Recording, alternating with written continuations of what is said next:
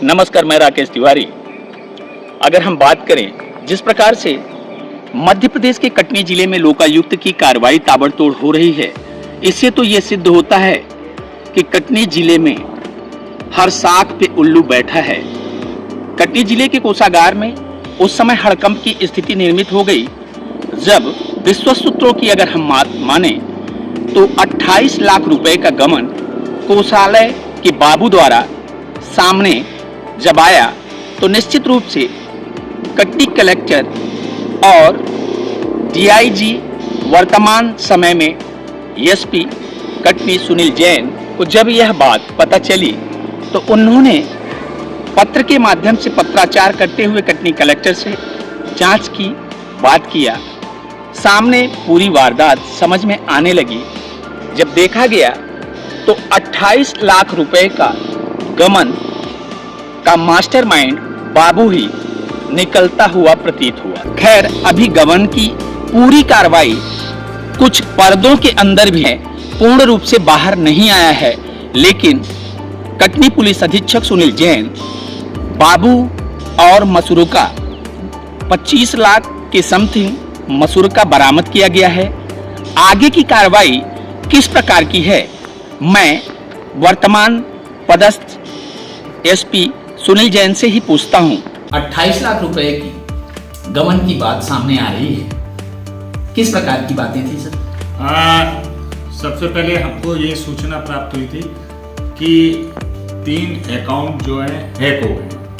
अब हैक होने की जब सूचना आई तो हमें लगा शायद साइबर क्राइम कुछ हो गया है टेजरी के साथ, पर लेकिन जब मेरे द्वारा उसको गंभीरता से विवेचना की गई तो विवेचना में पाया गया कि वो कोई भी अकाउंट हैक नहीं हुआ है।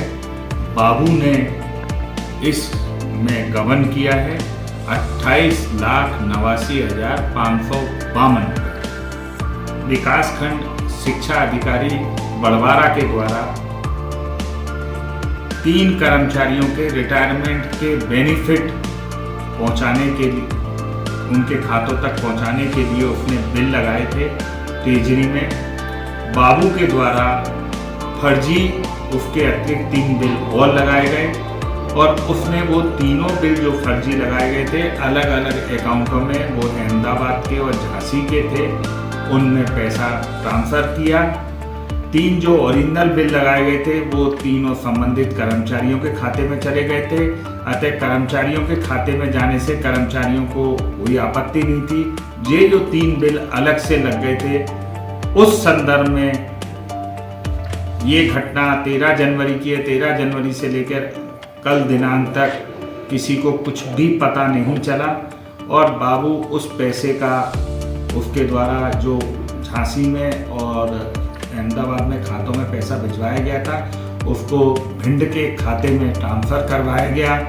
भिंड में उसका दोस्त रवि था, ये खुद भी भिंड का रहने वाला है। इन लोगों ने मिलकर शेयर ट्रेडिंग में पैसा खर्च करना शुरू कर दिया। सर, जिला कोषागार का मैटर कटनी का है और अन्य प्रदेशों में पैसा भेजने का ये जो 3 नाम बता रहे हैं, हैदराबाद हो गया, अन्य जिलों की बात है, अहमदाबाद हो गया, तो ये कैसे पैसे वहाँ भेजा गया? टेजरी के अंदर उस बाबू ने को ये समझ में आ गया था कि अगर मैं अकाउंट नंबर और आईएफएससी कोड अलग लिख दूंगा तो कोई वेरीफाई नहीं करने वाला और ये उन खातों में पैसा चला जाएगा।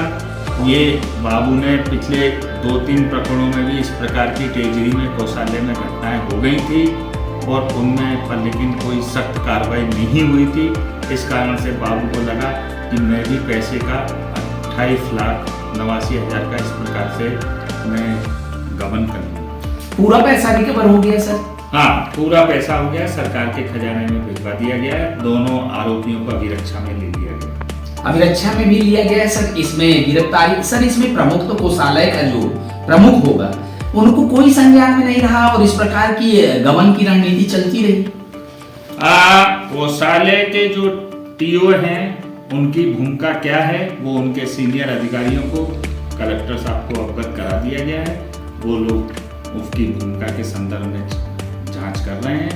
जांच में जैसे तथ्य आएंगे आगे की कार्रवाई उसके अनुसार की जाएगी। ये हमारे साथ थे डीआईजी उप पुलिस महानिरीक्षक सुनील कुमार जैन वर्तमान समय में कटनी पुलिस अधीक्षक जिस प्रकार की बातें हमारे सामने आई, हमारे प्रश्नों का बेबाक तरीके से उन्होंने उत्तर दिया, लेकिन बात यही नहीं रुकती है। कर्तव्यनिष्ठ और ईमानदार व्यक्तित्व के धनी सुनील कुमार जैन द्वारा जिस प्रकार से कार्य कटनी पुलिस के माध्यम से किया जा रहा है, उनके मार्गदर्शन में विभिन्न प्रकार की बातों को अगर देखा जाए, चाहे वो मादक पदार्थों की बात हो, चाहे अवैध शराब की बात हो और चाहे सोशल पुलिसिंग की बात हो, बहुत ही एक लयबद्ध तरीके से उनके माध्यम से किया जा रहा है। खैर देखते रहिए भोपाल तक। मैं राकेश तिवारी। जय हिंद, जय भारत।